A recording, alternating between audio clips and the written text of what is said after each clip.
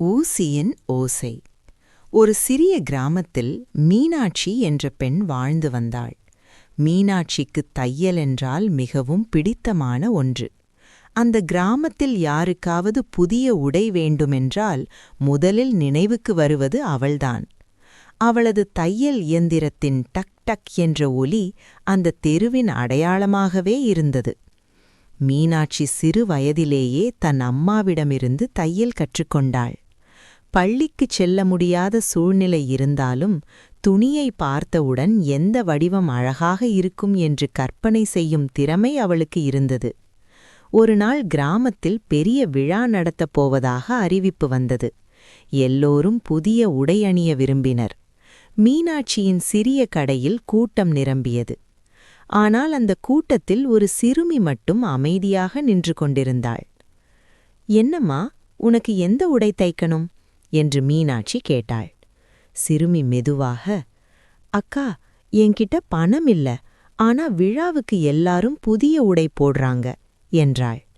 அந்த வார்த்தைகளை கேட்ட மீனாட்சி மிகவும் வருத்தமடைந்தாள். அந்த இரவு முழுவதும் மீனாட்சி வேலை செய்தாள்.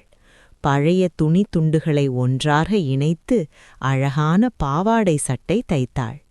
காலை அந்த சிறுமிக்கு கொடுத்தபோது அவள் கண்களில் தெரிந்த மகிழ்ச்சி எந்த சம்பளத்தையும் விட பெரியது. அந்த நாள் மீனாட்சி ஒரு விஷயத்தை உணர்ந்தாள். தையல் என்பது துணியை மட்டும் இணைப்பதில்லை, மனிதர்களின் மனதையும் இணைப்பது. அதன் பிறகு வாரம் ஒரு நாள் இலவச தையல் நாள் என்று அறிவித்தாள்.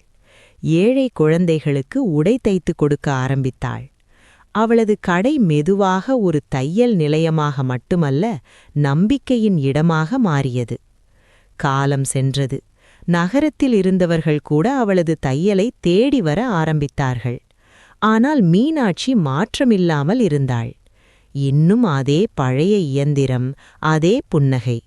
அவள் எப்போதும் சொல்வாள், "ஒரு நல்ல தையல் உடையை அழகாக்கும், ஒரு நல்ல மனசு வாழ்க்கையை அழகாக்கும்."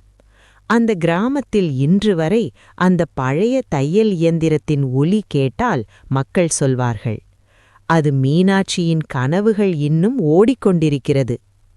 நீதி. மற்றவர்களுக்கு உதவும் மனமிருந்தால் சிறிய தொழிலும் பெரிய மாற்றத்தை உருவாக்க முடியும். இந்த கதை உங்களுக்கு பிடித்திருந்தால் லைக் மற்றும் சப்ஸ்கிரைப் செய்துவிடுங்கள். அப்பொழுதுதான் மேலும் இது போன்ற வீடியோ பார்க்க முடியும்.